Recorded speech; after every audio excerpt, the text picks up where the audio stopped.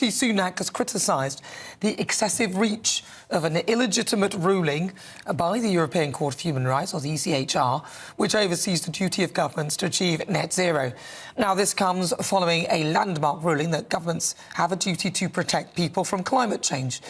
The Prime Minister's comments are expected to fuel continuing speculation that the Conservative Party will include pulling out of the ECHR in their manifesto.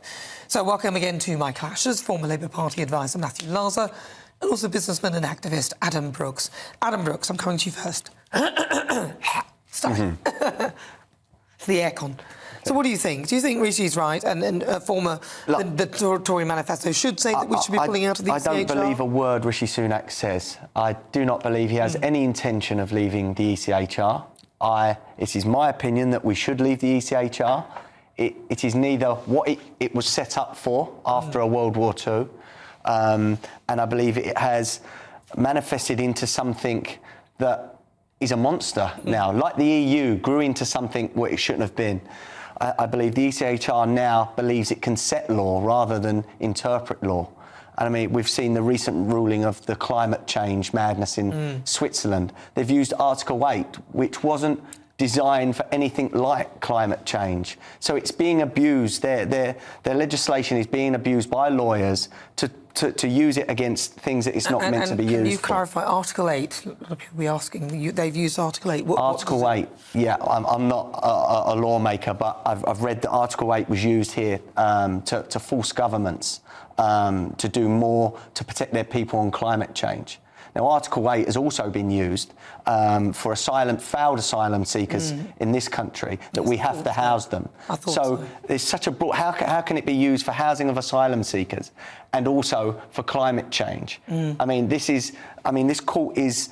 a British judge in Strasbourg has already said that it's gone beyond its remit. But a lot of people argue, though, that the ECHR was set up by us lot. In different times. Yeah. So again, I said it has grown into something. It's grown into a monster, like the EU did. It's a power grab. It's now trying to tell governments what it has to do.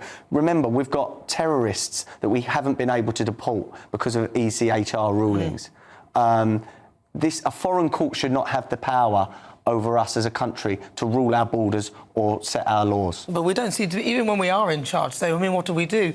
We've had, let's take net zero, let's talk about the 2030 deadline that we brought forward foolishly. The EU kept it at 2035, then we rolled back on ourselves. Even when we have the opportunity to ignore it, we seem to follow EU or ECHR rulings. Absolutely, and I think that's one of the problems about Rishi flagging again today, or Number 10 flagging again today, that they might leave. I mean, they've been saying this since they came to power in 2010. We've had, a decade and a half of promises to leave the ECHR. Now, I don't think we should leave the ECHR because I think it's wrongly blamed for a lot of things. Because, as you say, it wasn't the ECHR that made us set the net zero target. It isn't. We did it. Yeah, exactly. So there are things that we do ourselves, which is sometimes when it turns out they're not very popular, people are looking for somebody to shift the blame to, then they try and shift the blame to the ECHR. I mean, I do think that the ruling this week is slightly ridiculous, but on the other hand, it doesn't actually mean that any government has to do anything. It's just a sort of slightly embarrassing. It's not going to force governments to do X, Y, or Z. So, well, if you don't, though, then they say, "Oh, you're breaking international law." We do that because I made a documentary about the ECHR over 10 years ago, and the big issue then was votes for prisoners, because we were told by the ECHR that we had to give prisoners the vote. They ruled on it. There's cross-party agreement here. That's not a good idea, and we haven't done it, and we're still here, and prisoners still have the vote. But net zero seems to have taken on a sort of route of its own. Well, it's a cult-like movement, net zero. Because people have signed up to it because they made that political choice. Now, Rishi's obviously regretting that, having changed it back again, but it wasn't the ECHR's fault. Let's remember, this lefty argument that I get on Twitter and on here on debate sometimes, that suddenly if we leave the ECHR, we're like Russia.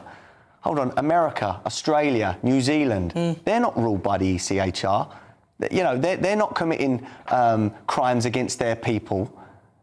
This is a ridiculous argument that if we leave the ECHR that suddenly people are losing all their human rights. That's not going to be the case. We can bring it in-house. We're a civilised country. We do not need a foreign court telling us what we can and can't do. How can we not deport a dangerous terrorist because a foreign court, a judge that we don't even know, never met, says... Well, there is a British judge serves on it Yeah. at all times. It's not a foreign court, it's an international court of which we've signed up to and we play our part in. I mean, I think we need to make sure British politicians take responsibility for what happens at home. I know what you mean about Australia and the States, but I think there are some human rights in the States that I would actually quite like it if they had some recourse to the ECHR. And the key thing is, in Europe, we need to show leadership, and that's not the EU, that's Europe as a continent, because this is what Churchill set up after the Second World War. Different times, Matthew.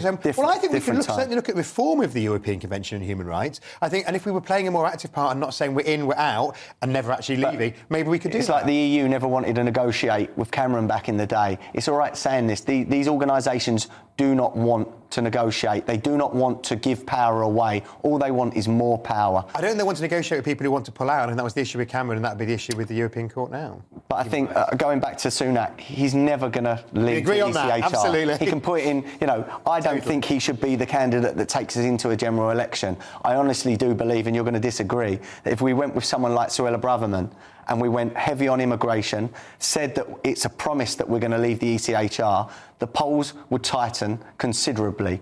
But at the moment, no one believes a word Rishi Sunak says, and every day these polls are going to get worse and worse, and they're going to be annihilated at the next election. So they've got a decision to make. On the outcome, I mean, if they went for Suella, I think they would win some support back from reform, and they might lose a little bit on the other side of the equation to the Lib Dems. Probably it might be a net increase. I think the problem with Rishi is he's trying to be all things to all people, and he's not keeping either the right of the party or the left. He makes promises that he cannot keep, and he's done that since his leadership campaign. Absolutely. Well,